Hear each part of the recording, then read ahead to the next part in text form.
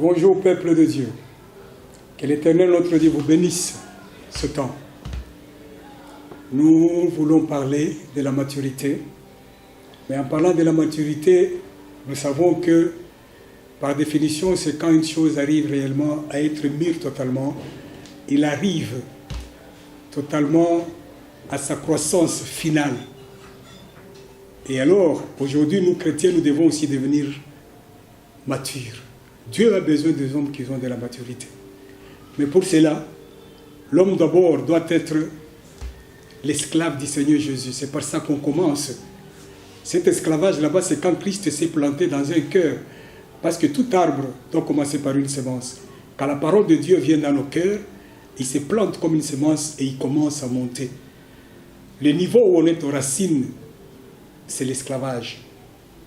Alors on doit devenir esclave du Seigneur Jésus parce qu'on doit être muté d'un état vers un autre, d'un royaume vers un autre.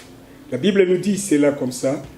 Nous allons lire en Romains 6. Si vous lisez Romains 6, on parle beaucoup de l'esclavage, mais ici on dit « Et maintenant, étant affranchi du péché et devenu esclave de Dieu, vous avez pour fruit la sainteté et pour faire la vie éternelle. » On a planté la justice de Dieu, on a quitté le péché, où on est esclave, parce que la Bible nous dit que l'homme est esclave de ceux qui dominent de lui.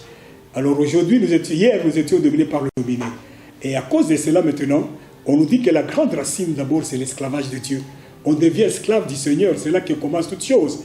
Alors qu'est-ce que c'est que l'esclave de Dieu? Je vais expliquer trois choses pour expliquer l'esclavage. L'esclavage, c'est quelque chose qui se soumet. Or, c'est l'âme de la personne qui se soumet. Dans cette âme, nous avons la pensée. Dans cette âme, nous avons donc la pensée, le raisonnement, nous avons les sentiments, les émotions, et nous avons la volonté. Donc, pour être esclave de quelqu'un, on soumet ces trois choses à la volonté de cet homme-là. Donc, première chose, nous soumettons nos pensées.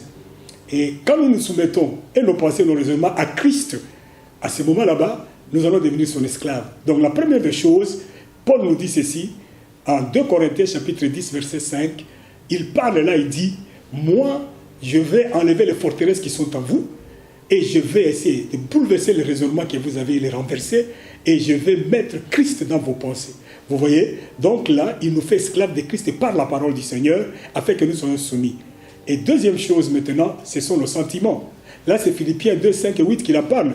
Ayez les sentiments qui étaient en Jésus-Christ, qui étant égal à Dieu, n'a pas regardé comme étant une proie arrachée, mais s'est humilié, demeurant obéissant jusqu'à la mort. Vous voyez? Dans ça, dans les bons sentiments, il y a l'humilité d'abord, et il y a aussi l'obéissance à Christ. Donc, c'est cela. Sans obéissance à Christ, sans que nous soyons humbles devant le Seigneur, nous nous soumettons à lui dans sa gloire, il est impossible réellement qu'on soit un véritable esclave et qu'on puisse aller à la maturité. Alors maintenant, ressembler à Christ, c'est avoir les pensées de Christ, c'est avoir aussi les sentiments qui sont en Christ. Et alors la Bible nous dit aussi que nous devons faire la volonté, rien que la volonté du Seigneur. En faisant la volonté de Christ, à ce moment là-bas, en obéissant, nous faisons la volonté du Christ. Et en faisant la volonté du Christ réellement, et si ces trois choses sont remplies, je fais la volonté de Christ. Je me soumets, j'obéis. Toutes mes pensées sont pour Christ et mes sentiments sont pour Christ. Mon âme est assujettie par la Seigneurie de Jésus-Christ. C'est comme ça qu'on arrive à la maturité. Car la maturité, donc pour nous, le fruit qui part de la racine du noyau vers le fruit mûr, pour nous, c'est partir de l'esclavage vers la nature du Seigneur Jésus.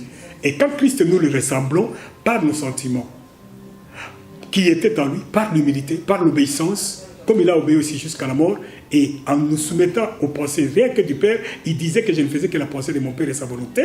Si nous arrivons à ce niveau là-bas, les bien-aimés dans le Seigneur, nous sommes les véritables esclaves, et bien, c'est le temps premier pas vers la maturité. Que Dieu vous bénisse. Seigneur, bénis tes serviteurs, bénis chacun de ceux qui ont écouté, amène-nous à la maturité, parce que tu as besoin de gens matures.